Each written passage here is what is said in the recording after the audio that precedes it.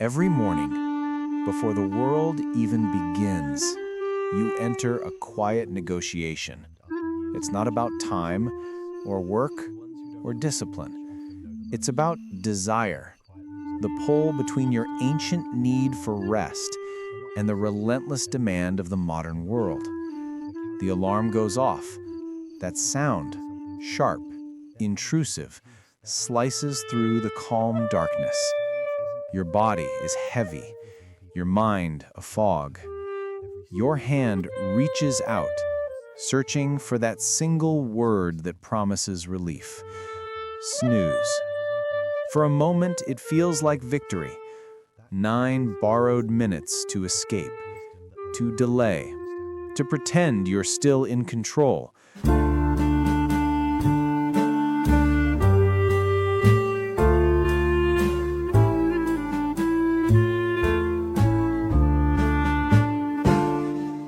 But as the alarm returns, the illusion fades, and guilt seeps in. You label yourself weak, undisciplined, lazy, as if this tiny act defines your worth. But what if it doesn't? What if pressing snooze isn't failure at all, but a perfectly rational response from a brain evolved for survival, not schedules? When the alarm breaks your sleep, your mind is still trapped in sleep inertia, that dense fog between dreaming and waking. Your body temperature is low. Your prefrontal cortex, the part that handles logic and self-control, still half asleep. You're asking your least awake self to make your most important decision. Should I start my life or postpone it? Of course you choose comfort, not because you're weak, but because your biology is stronger than your willpower. And then there's the dopamine loop, that subtle, invisible trap. Dopamine doesn't reward pleasure, it rewards anticipation. The moment you silence the alarm, your brain feels instant relief, a micro hit of chemical comfort. It learns the pattern fast. Alarm equals pain. Snooze equals safety. Before long, your mornings become a ritual of avoidance, not awakening. But beneath the chemistry lies something deeper, a quiet rebellion. For most of human history, we rose with the sun, not with machines. The alarm clock is a modern invention, an external master dictating when life must begin. So when you press snooze, part of you is not defying your goals. You're defying the world that commands you to move before you're ready. It's the ancient self whispering, "Not yet. For 9 more minutes, I belong to myself." Yet this resistance comes at a cost, because each day begins with a battle, not with time, but with your own nature. And the moment you start your morning fighting yourself, the rest of the day follows in kind. But if we can understand the forces shaping this ritual, the biology, the chemistry, the quiet psychology behind that single press of a button, then perhaps the snooze button isn't an enemy to defeat, but a mirror reflecting the way we live. We've seen how biology and chemistry conspire against you, how sleep inertia clouds your judgment and dopamine rewards your escape. But the snooze habit runs deeper than body or brain. It is not merely about sleep. It is about resistance, a quiet protest against the life you're waking up to. Each morning, before you even rise, your subconscious whispers 3 subtle lies. The first, you hate waking up. But that isn't true. You don't hate the morning. You hate what the morning represents. The endless meetings, the masks you wear, the pressure to perform. The snooze button becomes your sanctuary, a fragile barrier between who you are and who you must be. It's not the bed you're clinging to, it's the last safe moment before the world demands a version of you that feels heavy to maintain. The second lie: you're just tired. But your exhaustion isn't always physical, it's decisional fatigue. The moment you wake, your mind anticipates an avalanche of choices: what to wear, what to say, what to do first. And even before your feet touch the ground, the weight of the day has already begun to press down on you. So you hit snooze, not to rest, but to postpone the burden of deciding. Yet the most productive people aren't those who fight that fatigue. They sidestep it. They remove choice from the morning. Their clothes, their breakfast, their priorities decided the night before. When the alarm rings, they don't negotiate with themselves. They simply follow a path they've already chosen. And the third lie: you're lazy. No, you're resisting control. For those who feel deeply, who absorb the noise of the world like static, the alarm clock isn't just sound, it's invasion.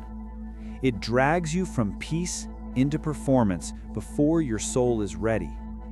Pressing snooze is your quiet rebellion, a small assertion that your time still belongs to you. But 9 minutes of escape cannot grant true freedom. It only deepens the fog, amplifies guilt, and traps you in the cycle you long to break. The first step out of it is awareness. When the alarm rings tomorrow, don't reach for judgment. Reach for understanding. Say to yourself, this is sleep inertia. This is fatigue. This is resistance. And I see it. Because when you name the invisible, you begin to reclaim control. And in that recognition lies the power to transform what feels like weakness into a moment of clarity. Understanding, however, is only the beginning. Awareness alone cannot dissolve a habit woven into your mornings for years. To truly change, you must work with your biology, not against it. You cannot overpower sleep inertia through discipline. You must redirect its energy.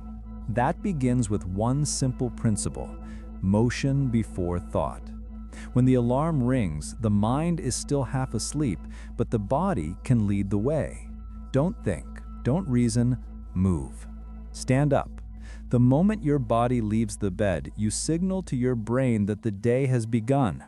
Drink water, cold and sharp, to awaken your inner rhythm. Open the curtains, let in the light. With every photon that hits your eyes, melatonin fades and your inner clock resets itself. Then breathe. 5 deep, steady breaths. With each inhale, you invite clarity. With each exhale, you release resistance.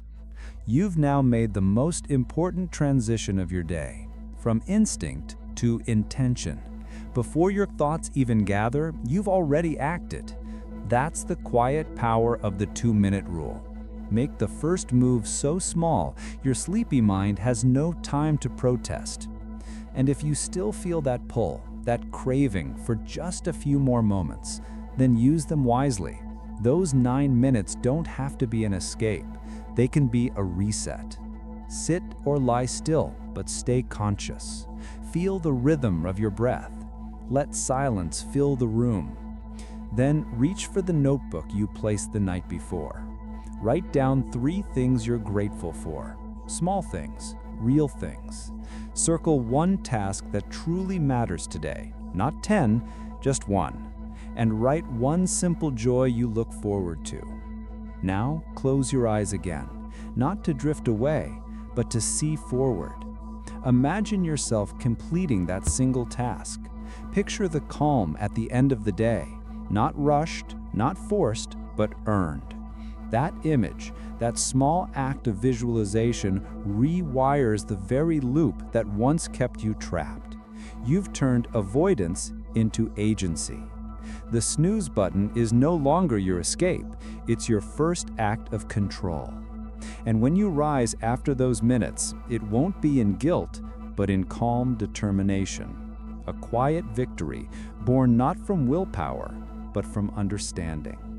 But not every morning can be conquered with strategy. Sometimes, no matter how well you plan, how disciplined you try to be, the weight that keeps you in bed isn't laziness, it's something heavier. When the snooze button becomes a constant need, not a choice, it may no longer be a habit. It may be a signal, a quiet distress call from a mind stretched too thin. If every morning begins with dread, if the thought of your day feels like stepping into a storm you can't control, that's not resistance, that's exhaustion. The kind that doesn't heal with sleep, because it isn't the body that's tired, it's the self. Ask yourself gently, do you hit snooze only when certain days loom, when the meetings you fear or the tasks you hate await?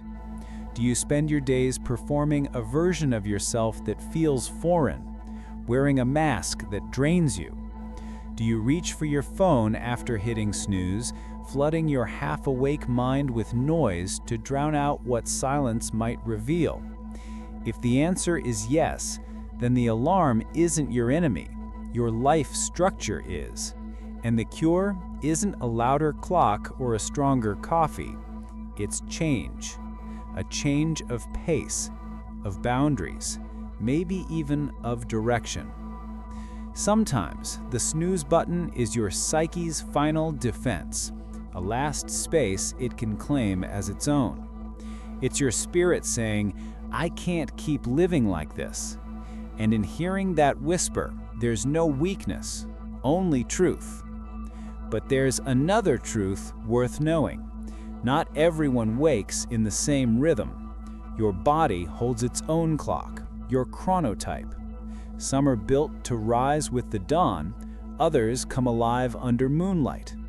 Yet the world, built for the early riser, rarely listens. If you're forced to wake before your nature is ready, it isn't a failure to struggle, it's biology. Your body is being pulled from its deepest rest before it's complete. So honor that rhythm. Use light therapy to wake gradually. Let the morning find you softly. Shift your hardest work to the hours when your mind is naturally sharp. Work with your design, not against it. The less you fight your nature, the less you'll need to escape it. The more your mornings align with who you are, the more peace you'll find in simply rising. The world worships speed. It tells you that success belongs to those who wake early, move fast, and never hesitate. But maybe the truth is quieter. Maybe mastery isn't about forcing yourself into battle at dawn, but learning to rise in peace. Some people need the silence before the storm, that small moment to cross the invisible bridge between dreams and duty. And there is nothing weak about that. In fact, the people who truly master their mornings are not the ones who never hit snooze. They are the ones who understand why they do, who see it not as failure, but as communication. Because the snooze button is never just a button. It is a mirror reflecting your relationship with rest, with control, with the life that awaits you beyond the sheets. It is the mind's way of saying, I need a moment to arrive. So stop treating those 9 minutes as shame. Turn them into your ritual, your reset, a small sanctuary of stillness before the world begins its noise. Use the 2-minute rule to wake the body. Use the snooze reset to center the mind. And rise not with panic, but with purpose. Because the goal is not to wake up earlier, it's to wake up better, to wake up to yourself. And if this reflection has given you a new way to see your mornings, then take a moment to share it, to join others who seek not just productivity, but consciousness. Now ask yourself, when tomorrow comes, what will your first 2 minutes say about who you choose to be?